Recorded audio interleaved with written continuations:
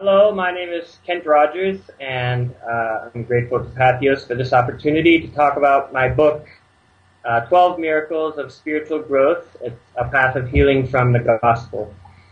And so I'm going to talk about the first chapter, which is healing from unworthiness.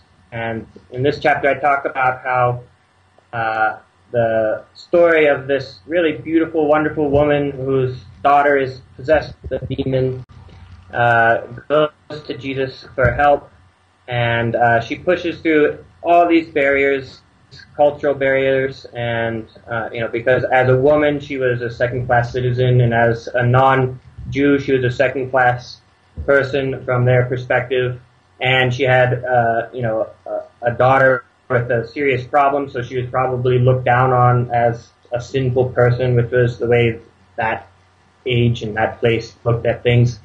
And then she finally gets to Jesus' disciples, and they say, "Get out of here." And she pushes even through that because she loved her daughter so much. And then Jesus even says, I only give the food to the children, not to the little dogs. So he's implying she's a little dog, which is a tremendous insult. And yet she loves her daughter so much that she says, okay, even the little dogs get a scrap. And then Jesus suddenly says, "Oh, your faith is great, and your wish has come true."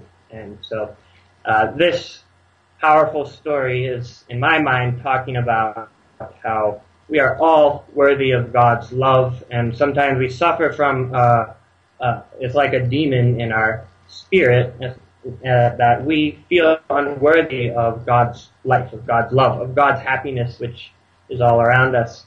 And that keeps us away from experience as fully as we could.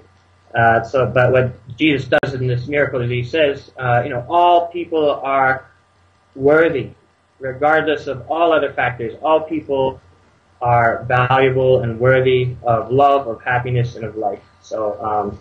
And a recommended practice at the end of this chapter is to basically dismantle your own ideas of hierarchy that we put the human race into, like, successful people are at the top and unsuccessful at the bottom, or, good people are at the top and sinful people are at the bottom. So to just dismantle that and to meditate on the idea that God loves all of us totally equally with an infinite love.